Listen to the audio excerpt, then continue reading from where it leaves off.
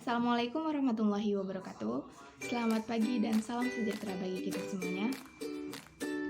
Alhamdulillahirrabbilalamin. Wassalatu wassalamu ala asrofil anbiya'i wal mursalin wa ala alihi wa ashabihi ajma'in. Pertama-tama marilah kita panjatkan puji syukur kita atas kehadirat Allah Subhanahu wa taala yang mana sampai hari ini kita masih diberikannya nikmat kesehatan dan kesempatan sehingga kita bisa berkumpul walaupun hanya sebatas daring. Tak lupa pula sholawat berangkitan salam kita hadiahkan kepada Nabi besar Muhammad SAW. Allahumma sholli ala sayyidina Muhammad wa ala ali sayyidina Muhammad. Semoga kelak kita tergolong sebagai umatnya. Amin ya robbal alamin. Halo, perkenalkan saya Anissa Firlicaniago, mahasiswa kelas TBI 5 semester 2 Universitas Islam Negeri Sumatera Utara. Saya akan membuat video kurang lebih 10 menit. Di video kali ini saya akan menjelaskan materi paragraf untuk memenuhi ujian akhir semester saya mata pelajaran Bahasa Indonesia. Baik, langsung saja. Di sini ada 6 pembahasan yang akan saya bahas. Boleh dilihat? Oke.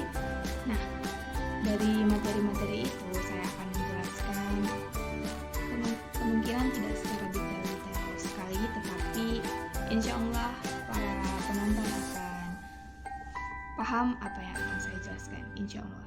Langsung saja, saya langsung akan menjelaskan mengenai untuk pertama adalah definisi ataupun pengertian paragraf.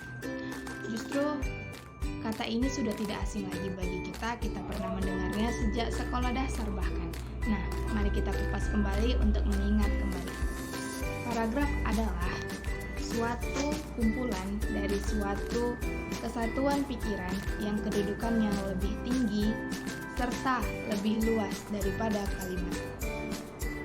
Dapat diartikan pula, paragraf adalah bagian dari sebuah karangan yang terdiri dari beberapa kalimat yang berisikan tentang informasi dari penulis untuk pembaca dengan pikiran utama sebagai berhubung sebagai pusatnya dan juga pikiran penjelas sebagai pendukungnya. Paragraf terdiri dari beberapa kalimat yang berhubungan antara satu dengan yang lainnya dalam satu rangkaian yang menghasilkan sebuah informasi. Paragraf juga dapat disebut sebagai penuangan ide dari penulis melalui beberapa kalimat yang berkaitan dan memiliki suatu tema. Paragraf juga dapat disebut sebagai karangan yang singkat. Nah, itulah pengertian paragraf. Jadi paragraf ini terdapat di dalam sebuah tulisan kata kalimat, dan dimanapun yang berbentuk tulisan tentu ada paragraf. Misal kita untuk membuat sinopsis, membuat cerita, cerpen, novel, tentu menggunakan paragraf. Biasanya kalau satu paragraf kalimat pertama agak menjorok ke depan sekitar 1,5 cm untuk membedakan bahwa itu adalah paragraf baru. Biasanya setiap satu paragraf itu membahas satu topik. Nah, kalau sudah selesai, tidak sampai habis, namun jika sudah selesai maka akan ada paragraf yang baru. Baik, Lanjut, struktur paragraf. Pertama, posisi paragraf. Posisi paragraf seperti yang saya katakan agak menjorok ke depan untuk membedakan bahwa itu adalah paragraf yang baru. Yang kedua, batasan paragraf. Yang ketiga, kegunaan paragraf. Nah, lanjut unsur-unsur paragraf. Unsur-unsur paragraf terdiri atas 4. Pertama, transisi. Kedua, kalimat topik. Ketiga, kalimat pengembang. Dan yang terakhir, kalimat penegas atau penjelas. Apa aja sih syarat-syarat paragraf? Nah, syarat-syarat paragraf itu pertama, kesatuan. Kesatuan yang dimaksud adalah yaitu semua kalimat yang membangun paragraf secara bersama-sama menyatakan suatu hal atau suatu tema tertentu. Nah, paham kan? Yang kedua, kepaduan. Kepaduan adalah kekompakan hubungan antara suatu kalimat dan kalimat yang lain yang membentuk suatu paragraf. Membentuk suatu paragraf tentu saja paragraf kepaduan yang baik, tetapi apabila hubungan timbal balik antar kalimat yang membangun paragraf itu baik, wajar dan mudah dipahami. Yang ketiga, kelengkapan. Kelengkapan ialah suatu paragraf yang berisi kalimat-kalimat penjelas yang cukup untuk menunjang kalimat topik. Dalam suatu paragraf tentu ada tapi topik.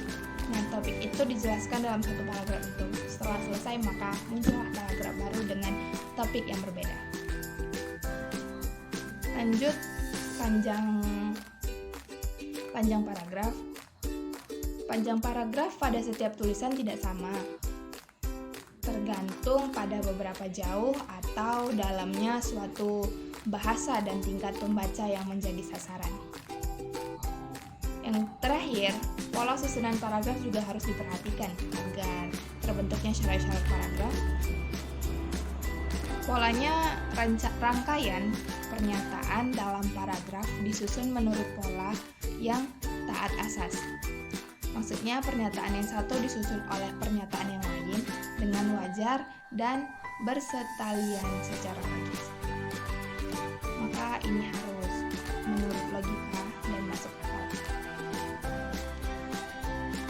Lanjut pembahasan, yaitu mengenai teknik pengembangan paragraf. Teknik pengembangan paragraf tentu menggunakan teknik yang secara alami, yang secara klimaks dan anti klimaks, dan umum khusus dan khusus umum. Nah, apa sih manfaat paragraf? Manfaat paragraf adalah mengekspresikan gagasan tertulis dengan memberi bentuk suatu pikiran dan perasaan ke dalam serangkaian kalimat yang tersusun secara logis dalam suatu kesatuan. Selanjutnya, menandai peralihan gagasan baru bagi karangan yang terdiri dari beberapa paragraf. Ganti paragraf berarti ganti pikiran. Yang ketiga, untuk memudahkan penulis dalam menyusun gagasannya dan untuk memudahkan pembaca dalam memahami gagasan dari si penulis. Yang keempat, untuk memudahkan pengembangan topik sebuah karangan ke dalam bentuk pemikiran yang lebih kecil. Dan yang terakhir, untuk memudahkan pengendalian variabel, terutama pada karangan yang terdiri dari banyak variabel. Lanjut ke jenis-jenis paragraf. Nah, pasti udah banyak yang lupa ya. Tenang aja, aku akan jelasin lagi. Jenis-jenis paragraf berdasarkan letak dari pikiran utamanya. Pertama, paragraf deduktif. Deduktif apa sih? Merupakan paragraf yang kalimat utamanya terletak di awal paragraf dan untuk kalimat penjelasnya diletakkan setelah kalimat utama.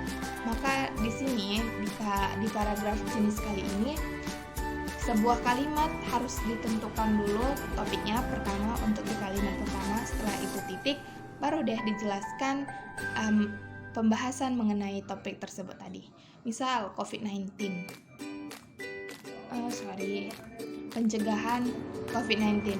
Nah, titik baru untuk mencegah adanya COVID-19 maka kita harus melakukan prokes dari pemerintah. Misalnya apa? Cuci tangan minimal 20 menit sekali.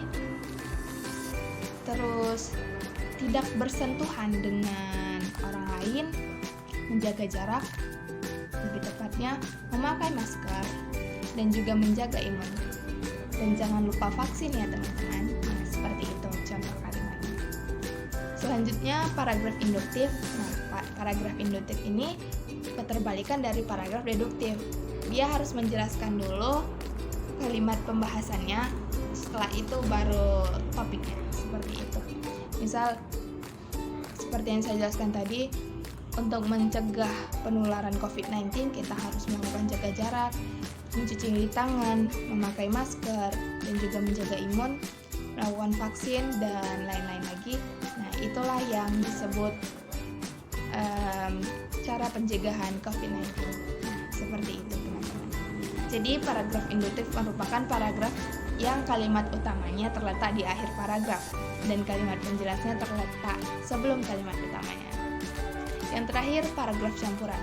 Paragraf campuran ini merupakan paragraf yang kalimat utamanya terletak di awal dan di akhir paragraf, sedangkan kalimat penjelasnya berada di tengah-tengah paragraf.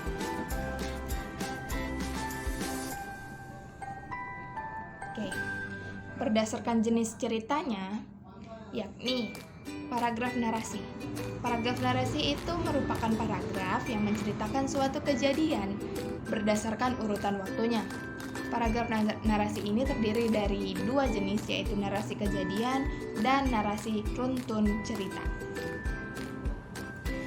Selanjutnya, paragraf eksposisi merupakan paragraf yang bertujuan untuk memaparkan atau menyampaikan juga menerangkan suatu topik kepada orang lain.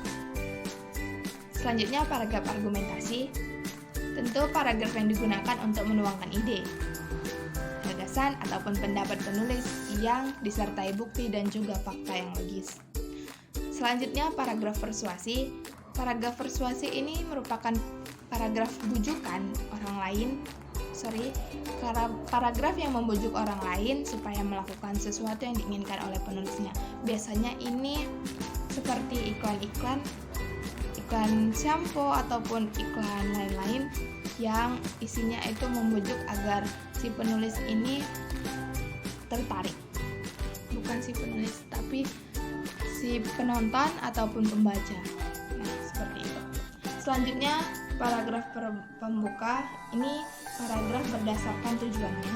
Paragraf pembuka memiliki sifat yang ringkas, menarik, dan bertugas menyiapkan pikiran pembaca kepada masalah yang akan diuraikan. Selanjutnya, paragraf penghubung berisi inti masalah yang hendak disampaikan kepada pembaca. Secara fisik, paragraf ini lebih panjang daripada paragraf pembuka. Paragraf-paragraf penghubung tergantung pada pola dan jenis karangannya. Paragraf penutup berbeda lagi. Paragraf penutup tentu berisikan kesimpulan, saran, atau penegasan kembali mengenai hal-hal yang dianggap penting. Oke, saya harap itu saja. Baik, benang merah yang dapat kita ambil dari materi ini tentang paragraf. Jadi paragraf itu merupakan kumpulan suatu kesatuan pikiran yang lebih tinggi dan lebih luas daripada kalimat, atau alinea merupakan kumpulan kalimat tetapi kalimat yang bukan sekadar berkumpul, melainkan berhubungan antara yang satu dengan yang lainnya dalam suatu rangkaian yang membentuk suatu kalimat. Saya harap kepada semua penonton dan ibu dosen dapat memahami penjelasan materi yang saya bawakan mengenai paragraf. Sekian dari saya harap itu saja. Lebih dan kurang saya mohon maaf. Wabillahi taufiq wal hidayah. Wassalamualaikum warahmatullahi wabarakatuh. Saya Anissa Firlicaniago, pamit undur diri. Terima kasih Bu dosen atas semester ini. Saya pikir Ibu adalah dosen terbaik. Wabillahi taufiq wal hidayah. Sampai jumpa.